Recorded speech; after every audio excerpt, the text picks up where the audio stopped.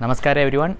In few of my videos you might have noticed that I am wearing this particular black color cloth around my arms, and I talked about it that I have been initiated into a pilgrimage known as Shivanga, and that I am wearing this as a part of it. So I thought I would explain about it, what it is, since I'll be going for the pilgrimage in 2 days time, and I thought I would take you guys along, a part of the journey, so that you get to know more about it. Now what Shivanga means is, what I have got to know is, you become the limb of Shiva, or the limb of creator. For most of us, life is a struggle. Maybe it's a struggle with our boss, maybe it's a struggle with our girlfriend. Everywhere it's a struggle. On the road also it's a struggle. But once you are the limb of the creator or Shiva, life becomes a play. So that is what Shivanga can do to your life, and that's what I hope it will do to my life. And I'm sure it is kind of doing to my life nowadays. Life has become a play for me, and I am sure after completing it, it will become even more of a play. So Shivanga is a 42-day vrat. You are initiated into a process where after the 42-day vrat, you climb the Velanagiri mountains, which supposedly Lord Shiva came and sat over there and is filled with his energies. That's what I get to know. This is just what I have learned, and if there are any discrepancies, forgive me. So how did I get initiated into this? So there was this event called the Lap of the Master, for which I went to the Isha Foundation in Coimbatore. The Lap of the Master is an event where all the Isha meditators, people who have completed inner engineering, can spend 3 days with Sadguru attending the satsangs, and it was a very enriching process for me. So during that time, there was the registration for the Shivanga, and I didn't know what it was. I thought, okay, there is something going on, I also need to register, so I ran and registered it. It cost me around something, I like to register around 150 to 200 rupees. So you give your ID, and then you are taken to a Shivanga Kutil, where you are shown certain Sadguru videos, and you are initiated into a certain yogic practice known as Shiva Namaskar, which you need to do daily before sunrise or after sunset. Okay, and then there are certain other things that you need to do, like you are also given a Rudraksh Mala. So this is a Rudraksh Mala with a Dhyanalinga on it, and you also need to wear this black cloth around you. So both of these things, you are not supposed to take them off for 42 days. But let me tell you the truth, this I have almost lost it many times. But somehow I have always found it back also, as you can see. And of course you need to follow a vegetarian diet, which is something that I never thought I would be able to do, but I actually did it. I think, in my opinion, the Shivanga process has been designed by Sadguru in such a way that it will break so much limitations in you.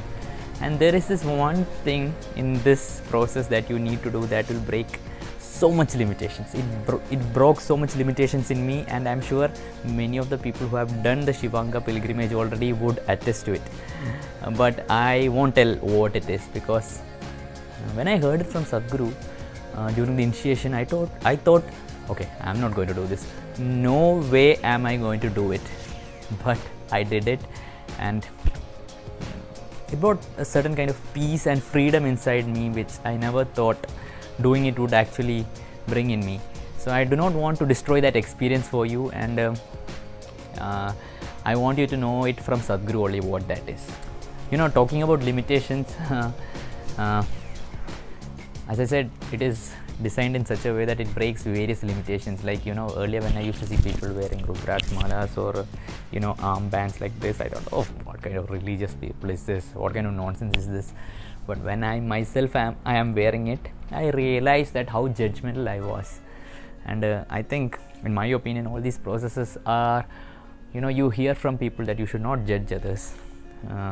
I used to judge a lot, but doing all these things, whether it's inner engineering, whether it's Bhava Spandana, whether it's Shivanga, the way I look at people, the way I see people, it has totally changed. If I could get a mark out of 100 in judging others, this guy is like this, now I might get something around 34-35 marks. It has lowered so much. Now, regarding the initiation, you can either do it in the ashram only. There are certain days. You can call the number which I'll put in the description below. you can call the ashram and ask when are the days of initiation, or the Shivanga initiation is also done at the local centers. So I'd recommend that you call a local volunteer. You can get the local volunteer details from the Sadguru app, or just check Isha Center in your Google Maps and you will get the details. So I was actually supposed to complete my pilgrimage a month back, but there was a clash between my Baba Spandana program and the pilgrimage day, so I was not able to climb the mountains, trek up the mountains. So it got again extended for another 30 days for me. So day after tomorrow I'll be going to Coimbatore to complete it. And I thought as I experience the process, I'll take you guys along with me, so that you can also get a part of the journey of how I completed it and what are the various processes to be done. So come on, let's go. Namaskar everyone. Yeah, so today I'll be going for the Shivanga Pilgrimage. So I thought I'll make it like a vlog. I have never taken a video logging or something like that, but I will try my best to try to make it like that, so you get to see the ashram a bit and how the process happens. So I'm going to the railway station right now, and so the stuff that I carry with me, this is my yoga mat, this is like my girlfriend. Wherever I go I carry it. I sleep on it too. At the ashram we have a dormitory kind of arrangement, so this gives me a good support to sleep. And another thing that I carry while traveling is my bottle. Why I carry this is in the railway stations and all, you get a lot of coolers and all where you get to fill in your water, and it helps in not using plastic. Sadhguru says that we should not use the single-use plastics, and it protects the environment. So this simple step of carrying a bottle, I'm not saying you need to buy the silver bottle, but if you just carry any kind of bottle, India is a place where in whichever house you go, and if you ask for a bottle of water, they will immediately give you. No one would deny you water. So whether you are a foreigner or whether you are an Indian, I would recommend that you carry a bottle. This one is a special bottle. This is made out of copper, and Sadhguru says that storing water in copper bottles helps to energize it and makes it more conducive for our body. So yes, right now I'm going to catch an Uber, so I'll see you at the railway station.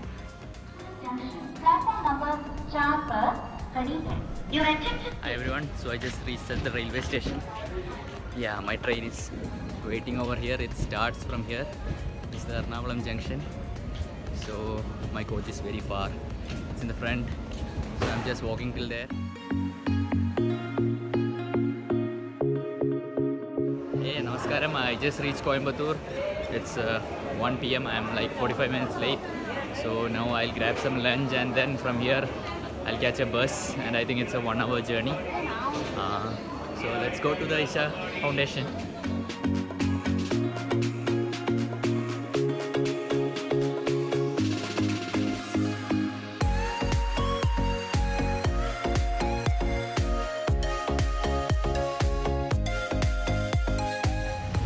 So I just got in the bus like 15 minutes ago, and usually I take an Uber from the railway station, which costs me around 500 to 600 rupees, but it's just recently I realized that you get a bus and it's quite cheap. It's just 40 rupees. So what you need to do is, once you get out of the railway station, ask anyone for where the buses are towards the Isha Foundation. It's just very nearby, like 50 meters from the railway station, and the bus numbers are 14D and 14G. D for dog and G for goat.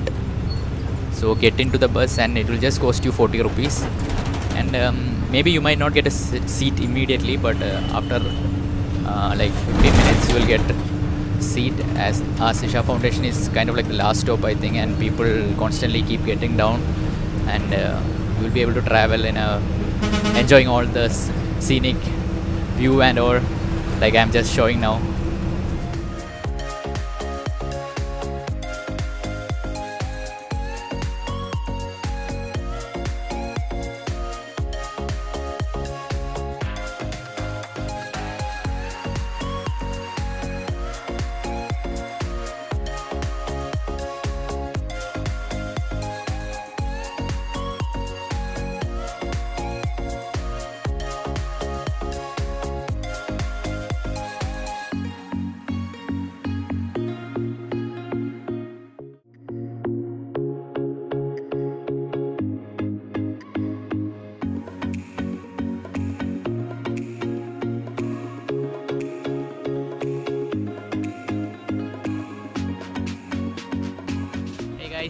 So I just reached, and this is the entrance as you can see behind, and I just registered for the Shivanga, and I'm going to the Shivanga Kutil.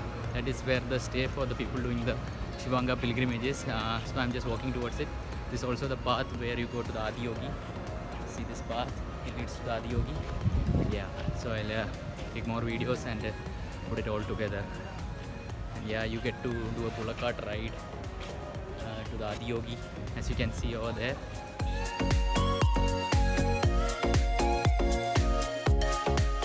So the thing is, when you come for Shivanga, it would be better you come one day early in the morning, because there are certain things that you need to do. There's a certain, like, you need to go to the Dhyanalinga in the morning, and then there's a Nada Aradhana. Then at 4:15 you can take a dip in the Surya Kund, which is a natural pool, and then at 4:15 there is a Shivanga Puja in the Shivanga Kutil where you stay. And then on the next day, early morning, you leave for the pilgrimage to the mountains. So I would suggest you come one day early and check in early in the morning, so that you can go through all the procedures. I missed some of it because I came in the afternoon.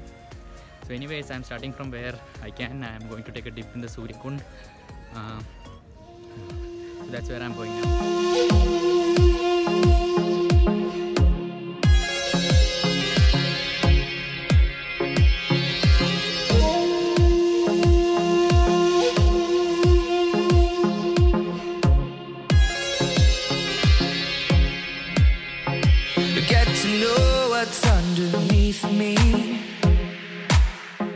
Last leg of the journey.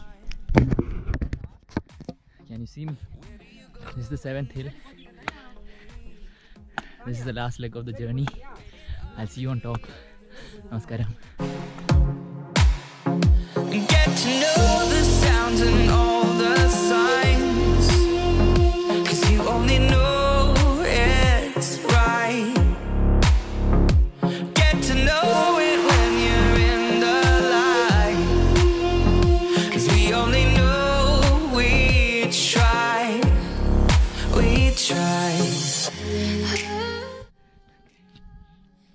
Okay, I reached the top of the 7th hill. Now I'm going to the Sadguru spot where Sadguru left his body in his previous birth because he was unable to consecrate the Dhyanalinga. He's supposed to be very energetic and still supposed to have Sadguru's energy. So let's go and see.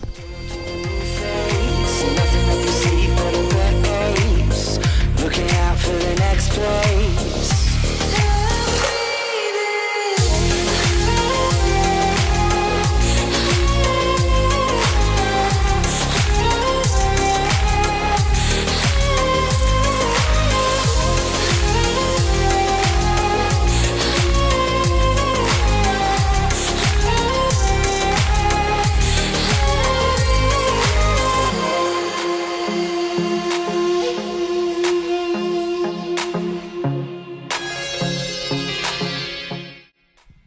Take another 2-3 hours to get down, and the climb down is even more difficult, I guess.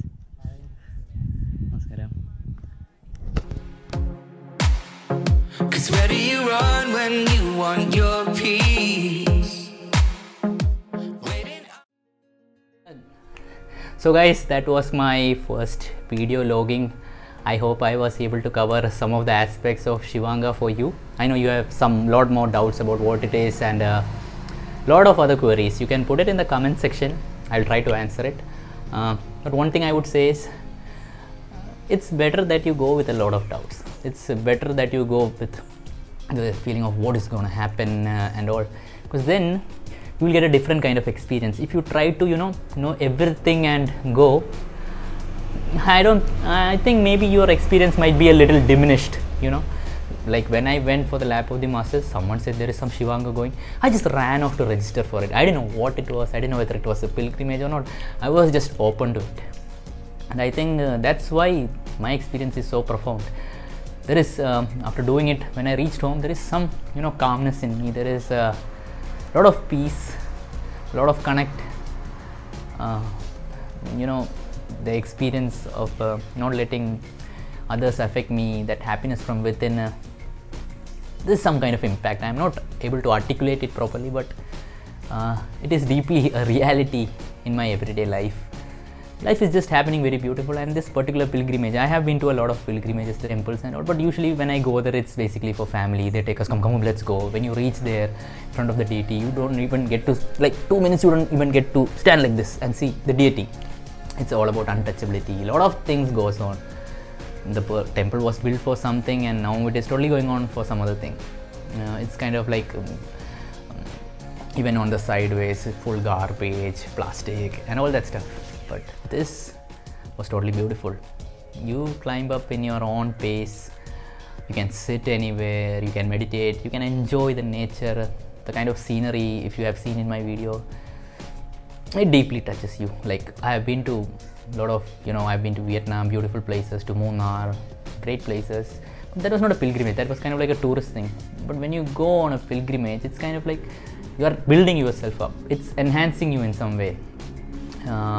So that's the kind of connect I got by doing this, and it's well done. It's quite well done, and it's like a celebration, I have to say. Like, it's the pilgrimage, that devotion, that sense of being with the community, the kind of celebration, you need to do this. I would highly suggest you do the Shivanga.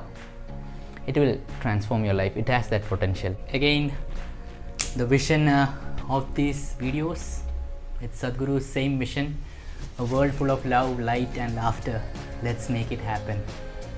That's the vision, guys. Sadhguru is a person who can just simply sit and do nothing, but still he is doing so much activities. He has taken up so much things.